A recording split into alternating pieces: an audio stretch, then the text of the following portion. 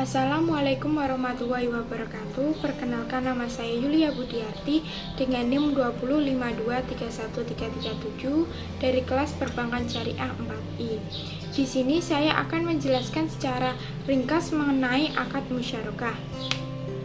Dimulai dari definisi akad musyarakah dari beberapa ahli, kemudian jenis-jenis akad musyarakah, sumber hukum akad musyarakah, rukun dan ketentuan syariah dalam akad musyarakah, dan yang selanjutnya ada berakhirnya akad musyarakah, kemudian penetapan nisbah, dan yang terakhir ada skema akad musyarakah.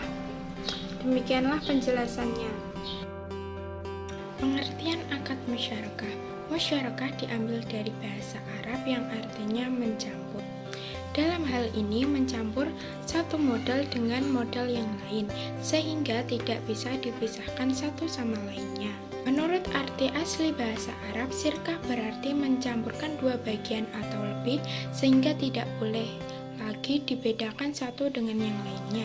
Menurut mazhab Hanafiyah, musyarakah adalah perjanjian atau akad antara dua pihak yang bekerja sama dalam hal permodalan dan keuntungan. Menurut mazhab Syafi'i, musyarakah adalah adanya hak bertindak hukum bagi dua orang atau lebih terhadap sesuatu yang disepakatinya. Berdasarkan PSAK nomor 106, al-musyarakah adalah akad kerjasama dua pihak atau lebih dalam suatu usaha tertentu dengan kondisi masing-masing pihak memberikan kontribusi dana dengan ketentuan bahwa keuntungan dibagi berdasarkan kesepakatan, sedangkan kerugian dibagi berdasarkan porsi kontribusi dana. Jadi, dapat disimpulkan bahwa musyarakah adalah akad kerjasama antara dua pihak atau lebih untuk suatu usaha tertentu dengan cara masing-masing pihak memberikan kontribusi dana atau menggabungkan modal atau dana dengan kesepakatan bahwa kerugian dan keuntungan ditanggung secara bersama berdasarkan nisbah atau bagi hasil ditentukan sesuai dengan jumlah modal dan sesuai peran masing-masing atau sesuai dengan perjanjian. Jenis-jenis musyarakah. Menurut ulama fikih, musyarakah dikategorikan menjadi dua jenis, yaitu musyarakah kepemilikan atau musyarakah al-amlak dan musyarakah akad atau musyarakah al-aqad. Musyarakah kepemilikan atau syirkah al-amlak, yaitu eksistensi suatu perkongsian tidak perlu suatu kontrak dalam membentuknya, tetapi dengan sendirinya serta mempunyai ciri masing-masing anggota tidak mempunyai hak untuk mewakilkan dan mewakili terhadap partnernya. Bentuk syirkah al-amlak terbagi menjadi dua, yaitu yang pertama syirkah ikhtiari dan yang kedua adalah syirkah jabari. Yang kedua ada musyarakah akad atau syirkah al-aqad. Musyarakah akad tercipta dengan cara kesepakatan, di mana dua orang atau lebih setuju bahwa setiap orang dari mereka memberikan kontribusi modal musyarakah. Mereka sepakat berbagi keuntungan dan kerugian.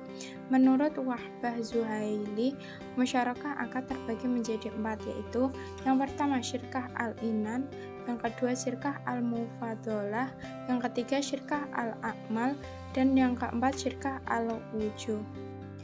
Berdasarkan PSAK, musyarakah dibagi menjadi dua, yaitu yang pertama musyarakah permanen adalah musyarakah dengan ketentuan bagian dana setiap mitra ditentukan saat akad dan jumlahnya tetap hingga akhir masa akad. Yang kedua, musyarakah menurun atau musyarakah mutanaqisah adalah musyarakah dengan ketentuan bagian dana salah satu mitra akan dialihkan secara bertahap kepada mitra lainnya sehingga bagian dananya akan menurun dan pada akhir masa akad mitra lain tersebut akan menjadi pemilik penuh usaha musyarakah tersebut. Sumber hukum akad musyarakah. Yang pertama dari Al-Qur'an, yaitu surat An-Nisa ayat 12 dan surah As-Sad ayat 24. Kedua ayat di atas menunjukkan perkenaan dan pengakuan Allah Subhanahu wa taala akan adanya persyarikatan dalam kepemilikan harta. Hanya saja dalam surat An-Nisa ayat 12 perkosian terjadi secara otomatis karena waris, sedangkan dalam surah As-Sad ayat 24 terjadi atas dasar akad. Yang kedua dari al-hadis, yaitu hadis yang diriwayatkan oleh Abu Hurairah yang artinya Rasulullah SAW bersabda, sesungguhnya Allah Azza wa Jalla berfirman, aku pihak ketiga dari dua orang yang berserikat selama salah satunya tidak mengkhianati yang lainnya. Hadis riwayat Abu Daud nomor 2936 dalam kitab Al-Buyu' dan Hakim. Yang ketiga ada ijma, yaitu kesepakatan ulama akan bolehkannya akad musyarakah, dikutip dari Ibnu Qudamah dalam kitab Al-Mughni telah berkata, kaum muslimin telah berkonsensus terhadap legitimasi musyarakah secara global walaupun terdapat perbedaan pendapat dalam beberapa elemen lainnya. Rukun dan ketentuan syariah dalam akad musyarakah ada 4, yaitu yang pertama pelaku yang terdiri dari para mitra, yang kedua objek musyarakah, yang ketiga ijab qabul atau serah terima, dan yang keempat ada nisbah. Berakhirnya akad musyarakah. Akad musyarakah akan berakhir jika yang pertama salah seorang mitra menghentikan akad, yang kedua salah seorang mitra meninggal atau hilang akal, dan yang ketiga modal musyarakah hilang atau habis. Penetapan nisbah dalam akad musyarakah. Nisbah dapat ditentukan melalui 2 cara, yaitu yang pertama pembagian keuntungan proporsional sesuai dengan modal, dan yang kedua pembagian keuntungan tidak proporsional dengan modal. Skema akad musyarakah. Yang pertama dimulai dari pengajuan permohonan pembiayaan musyarakah oleh nasabah dengan mengisi formulir permohonan pembiayaan. Formulir tersebut diserahkan kepada bank syariah beserta dokumen pendukung. Yang kedua, bank dan nasabah mengkontribusikan modalnya masing-masing dan nasabah sebagai mitra aktif mulai mengelola usaha aktif yang disepakati berdasarkan kesepakatan kemampuan terbaiknya. Yang ketiga, hasil usaha dievaluasi pada waktu yang telah ditentukan berdasarkan kesepakatan. Keuntungan yang diperoleh akan dibagi bank dengan nasabah dengan porsi yang telah disepakati.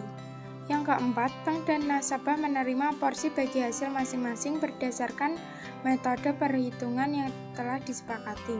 Dan yang kelima, bank menerima pengembalian modalnya dari nasabah. Jika nasabah telah mengembalikan semua modal milik bank, usaha selanjutnya menjadi milik nasabah sepenuhnya. Demikian penjelasan mengenai akad musyarakah yang dapat saya sampaikan. Semoga bermanfaat bagi kita semua. Bila ada salah kata, saya mohon maaf. Billahi taufiq wal hidayah. Wassalamualaikum warahmatullahi wabarakatuh.